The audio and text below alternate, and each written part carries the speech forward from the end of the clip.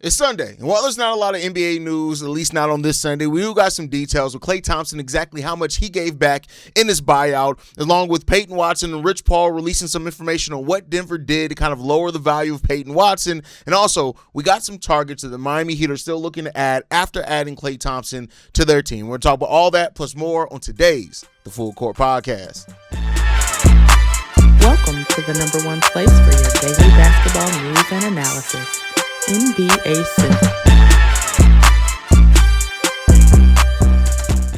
What's going on, basketball fans? Welcome to another episode of the Full Court Podcast. You can follow us at the Full Court YT on every social media platform we happen to be on. With that said, let's go ahead and get into this content for today, y'all. So we're going to start off with this report that came out in regards to Klay Thompson. This one comes from Mike Scotto of Hoops Hype, who said this. In his recent buyout from the Dallas Mavericks, veteran wing Klay Thompson reportedly gave nearly $9.8 million. Thompson was waived by Dallas on Friday and is set to clear waivers on Sunday. After clearing waivers, Thompson is expected to join the Miami Heat on a 2-year, $13 million contract. Thompson was set to make $17.5 million with the Mavericks this season. Dallas will not be on the hook for roughly $9.7 million in dead money for Thompson for the remainder of the season. That will leave the Mavs more than $12 million away from the luxury tax and more than $19 million shy of their first apron hard cap. That becomes interesting for a few different reasons, right?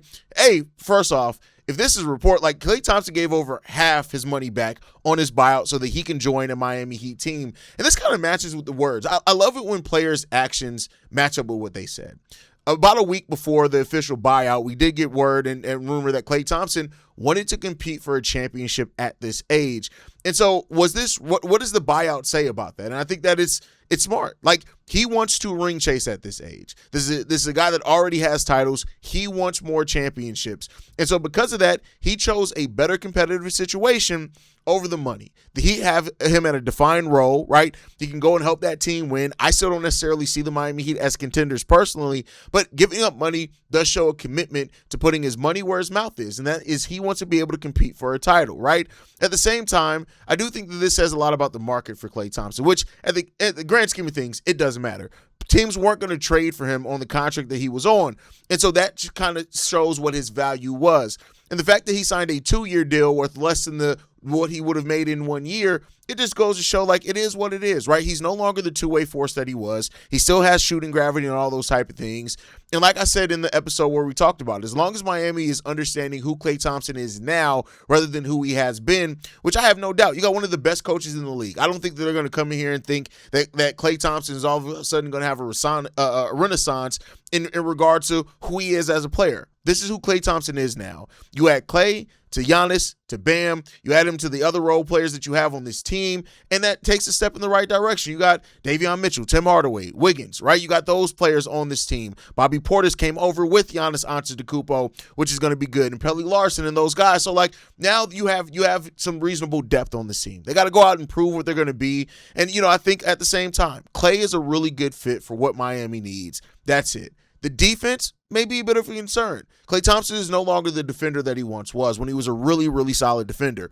His lateral quickness is not what it used to be, and so now the Miami Heat are not going to be able to add him to guard elite wings like he used to. But at the same time, you have some of the best frontline defense in the league. You still got solid perimeter defenders, even if Klay has taken a step back there, and his spacing is going to help. I think the spacing is going to help more offensively than his slide is going to hurt them defensively. And I think that's just the reality of what it is. So, of course, you still need defense to be able to win playoff series and all those type of things. But I think overall, like, people who still asking about the spacing problem on the Miami Heat, well, I don't think they're going to have elite shooting or elite spacing. I think that they have enough now. I think when you look at their team and what you have in shooting around the team, when you look at the percentages, of course, volume is a little bit of a question for some of these guys. But when you look at that, like, you could have enough spacing, and that could end up working out for you. So, we'll see. Like, the spacing now, what you need as far as spacing is that you need just enough so that defense can't pack it in against Giannis and Bam.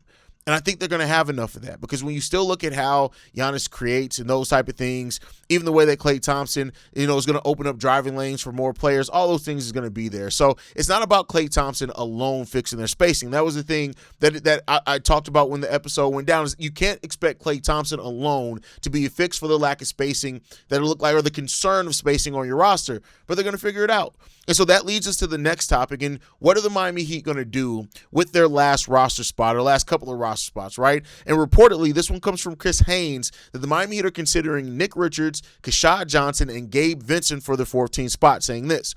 DeMar DeRozan and the Denver Nuggets have agreed on a one-year $3.9 million deal, which now shifts where the Miami Heat are going to go with their money and list those guys as now potential options for them. And, it all makes sense. Like, I think when you look at it, they need a bunch of things, right? They have the non-taxpayer mid-level exception that they can use, right? And when you look at the players that they're considering bringing in, you have Nick Richards, right, who is a former Miami Heat player as well. I'm sorry, he's not. Gabe Vincent is a former Miami Heat player. You have Nick Richards, who is a solid big, right? Like, again, I don't see Nick Richards as like an elite backup big, but he is a big that can go out there and get you a double-double, right?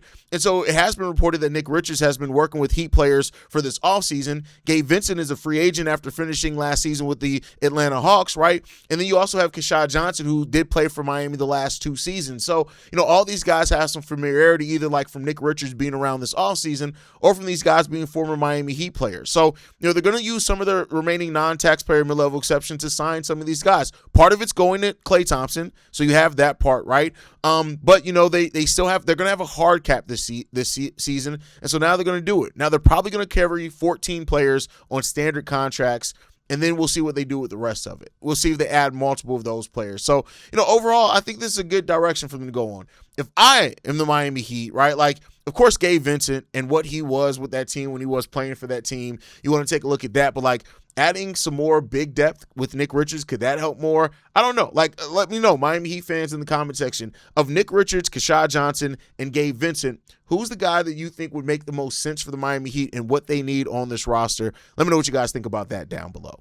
Now, with that said, there's always drama, right? Especially when Rich Paul is involved. And Rich Paul has talked a little bit about the Peyton Watson situation. And he said this, right? You got to remember, he didn't finish the season. He didn't play in the playoffs. He was dealing with a hamstring injury, soft tissue injury. And when you're dealing with those injuries, you have to be very careful when you return. Guys want to play, and you have to protect them from themselves in that moment because you're up for a contract and it's the playoffs. And I've had a pretty good year, so I need to play, and it's important to protect that. So, that's what Rich Paul is saying in regards to it in detail, like exactly why some of the things are going on in regards to it. You guys got to go and watch also the Game Over podcast if you want to hear the kind of full interview on it. But there were reportedly some members of the Denver Nuggets that were upset that Watson didn't push himself to play, the way that Aaron Gordon did in that. And this part, you're going to hear some shit. You're going to hear some shit. Like, I don't know what else to say about it. You are going to hear some stuff in regards to it, and it could look like bad optics or whatever it is. But I think this, like, when you look at Peyton Watson, especially with how the offseason has gone for him and how the Denver Nuggets, didn't want to give him and pay him what he wanted, he's right to protect himself because much like we saw with Jalen Duren, like, God forbid Peyton Watson played terrible in the series, or let's say he played and re-injured some things or made some stuff worse. Like, it would have been there, right? Soft tissue injuries need time to heal. That's it. They're risky. If you do not allow them time to heal, they can turn into something else. And when you're entering restricted free agency and you see how the league's gone the last 2 off seasons with restricted free agency, like, I can't blame a player for wanting to protect themselves because teams always aren't worried about it. Teams worried about trying to get into the second round.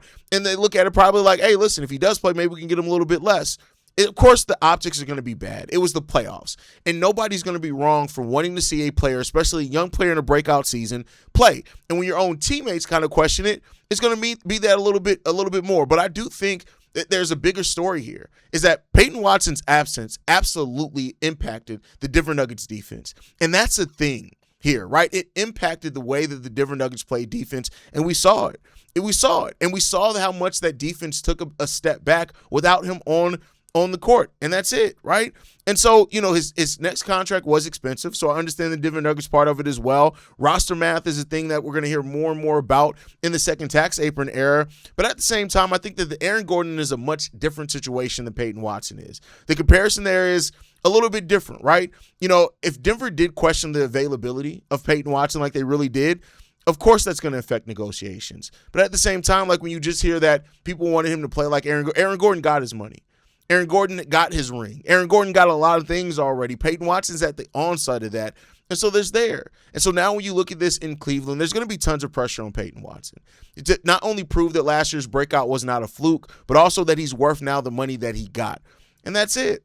And that's going to be a pressure on a lot of young players that are in that situation. That's not unique to Peyton Watson because he set out, did not play in the playoffs. It's going to get that. He has a fresh start with a team that needs his exact skill set. They need his two-way ability. They're going to need him to be able to add some pressure and all those type of things. And we're going to see. You're going to see how that's going to work out, man. And overall, I'll just say this. The way that I look at it is that players have to protect themselves. That's it. And when they don't protect themselves, teams don't always, even the teams that they've been on, they don't always look the same for them. And so now they went out and they got DeMar DeRozan. Cool. You got DeMar there who, at $3.9 million is going to be able to bring you scoring and all those type of things. Check out my last episode if you want my more in-detail thoughts on that. But now we get to see what Peyton Watson does on a team where he's going to be part of a front court with Evan Mobley. And I tell you what, that front court could be an absolute nightmare defensively. You talk about Giannis and Bam out in Miami. Peyton Watson and Evan Mobley, I'm not saying that they're as good as those guys because, believe me, I'm not saying that. But they have a chance to replicate some of the same things defensively that team can do, and maybe even a little bit more with Peyton Watson if he really gets back to being that player that can guard 2, 3, 4 positions. So it's going to be real interesting to see that part of it. So let me know what you guys think on that, though, down below. Like I said, quick Sunday episode. We got to drop an episode every day, so anything that happens, I'm going to drop. So, let me know your thoughts on that down below. Make sure you guys like the video, subscribe to the channel, hit that notification bell so you never miss an episode or a live stream. You can follow us at the Full Court YT on every social media platform. You can send us any feedback, questions, comments, concerns. NBA Central Show at gmail.com. And then lastly, if you want to leave a text message and or voicemail for the mailbag, the number to do so, 773-270-2799. We're the #1 spot for everything basketball and NBA related. And I'll catch you guys the next time I feel like making an episode. Definitely tomorrow. It'll be tomorrow. I'll see y'all tomorrow. Peace, y'all. Been a presentation of the Breaks Media.